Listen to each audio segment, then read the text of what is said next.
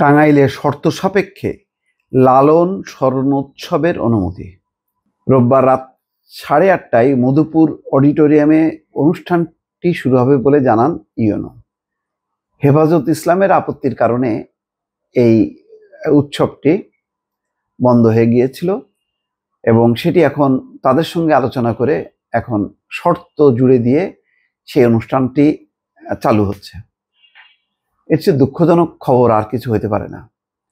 তাহলে মানে সব ধর্ম, বর্ণ, গোত্র, সম্প্রদায়, গোষ্ঠীর যে স্বাধীনতা, সেই স্বাধীনতা কোথায় থাকলো? ধর্ম যার যার, উৎসব সবার, সেই স্লোগানটা কোথায় থাকলো? হেফাজতের কাছ থেকে অনুমতি নিয়ে এখন অনুষ্ঠান করতে হবে। এই অনুষ্ঠানটি আসলে হওয়ার চেয়ে না হওয়াই ভালো। যেটা হয়ে আসছে লালন উৎসব, এখানে হেফাজতের সমস্যাটা কোথায়? হেফাজতের কোনো প্রোগ্রামে কি বাধা দিচ্ছে কেউ? হেফাজতের মতন করবে, যার যার অবস্থান থেকে তারা করবে। সেখানে এই বাধাটা কেন? আর সেখানে তাদের শর্ত মেনে নিয়ে এইরকম উৎসব করতে হবে কেন? এটা আসলে কোন দিকে ধাবিত হচ্ছে আমি জানি না। এটা 5ই আগস্টের পট পরিবর্তনের পর যদি তারা তাদের মতন করে যদি চলতে চায়, তাহলে বাংলাদেশের যে ভাবমূর্তিটা আন্তর্জাতিক অঙ্গনে দাঁড়াবে, সেটা খুবই মানে একটা ভয়ঙ্কর অবস্থা দাঁড়াবে এবং অন্যরা আঙুল তুলে দাঁড়াবে যে এই যে বাংলাদেশে ধর্ম, গোত্র, বর্ণ এদের স্বাধীনতা নেই। হেফাজত ইসলাম বহু জায়গায় এই ধরনের হুঙ্কার দিয়ে কারোর শোরুম উদ্বোধন বন্ধ করছে। তারপরে হয়তো ভবিষ্যতে নাটক, সিনেমা এগুলো আসলে করা যাবে কিনা সেটাও একটা প্রশ্ন। কারণ যেভাবে তারা শক্তিশালী হচ্ছে এবং রাজনৈতিক দলগুলো নীরব থাকছে, কারণ এরা হলো ইসলামের জিগির তুলে এই কাণ্ডগুলো করছে।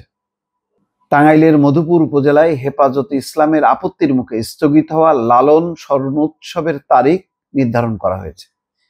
তবে অনুষ্ঠানে মধুপুর লালন সংঘ থেকে বিতর্কিত বক্তব্য, তথ্য ও সঙ্গীত উপস্থাপন না করার শর্ত জুড়ে দেওয়া হয়েছে। বিতর্কিত বক্তব্য কেন? যার যার একটা কি বলে, তার যে কনসেপ্ট, তার যে সংস্কৃতি, সেই অনুযায়ী কথা বলবে। হিন্দুদের যেই বক্তব্য, সেই বক্তব্যটা কি ইসলামের কাছে গ্রহণযোগ্য? বা ইসলাম ধর্মের যাদের বক্তব্য, সেই বক্তব্য কি তাদের কাছে গ্রহণযোগ্য না? কিন্তু সবাই যার যার অধিকার তারা তাদের মতন করে পালন করবে। তাহলেই তো সংঘাত থাকবে না। এই কারণেই তো ধর্ম নিরপেক্ষতার কথাটা আসে কি জন্য? যে ধর্ম যার যার, রাষ্ট্র সবার। অর্থাৎ আপনার বক্তব্য আপনার, রাষ্ট্র সবার। এখানে কোনো ইন্টারাপ্ট করা যাবে না। সেই অধিকার, স্বাধীনতা থাকতে হবে।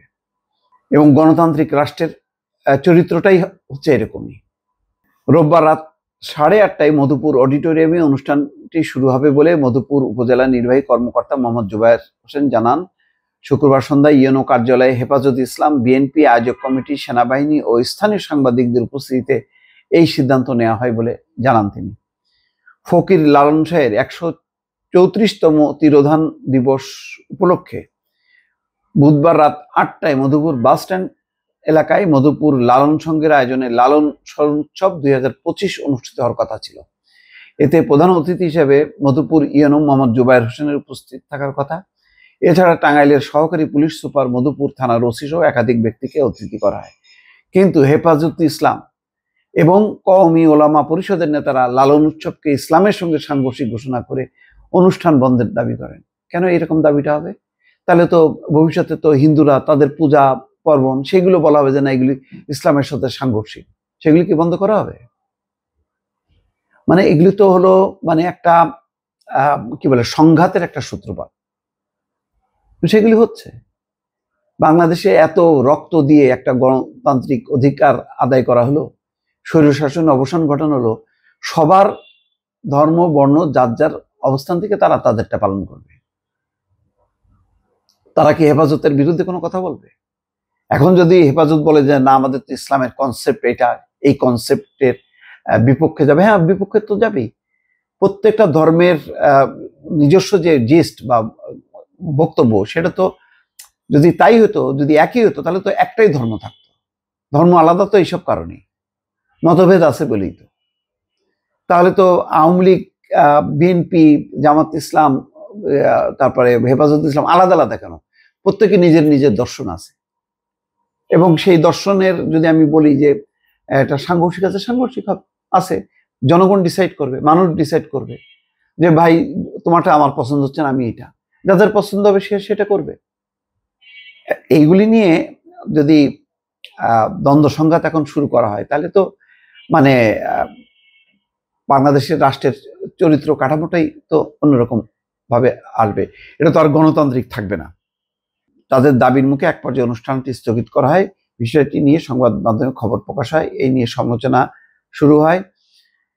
শুক্রবার সন্ধ্যায় মধুপুর ইউএনও কার্যালয়ে হেফাজত কওমি ওলামা পরিষদ, বিএনপি ও লালন সংঘের প্রতিনিধি দলের সঙ্গে বৈঠক অনুষ্ঠিত হয়।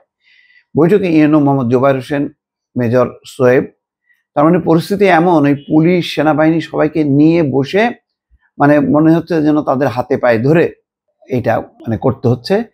হেফাজত কোনো বাধা দেবে না, এদের কাছ থেকে সেই নিয়ে তারপরে এটা করতে হচ্ছে। এটা আমার ধারণা যে এই বিষয়গুলো নিয়ে ভবিষ্যতে বড় ধরনের দেশের ভেতরে তো বটেই, আন্তর্জাতিক অঙ্গনেও বড় ধরনের প্রশ্নের মুখে পড়তে হবে বাংলাদেশকে। ভালো থাকবেন। আল্লাহ হাফেজ।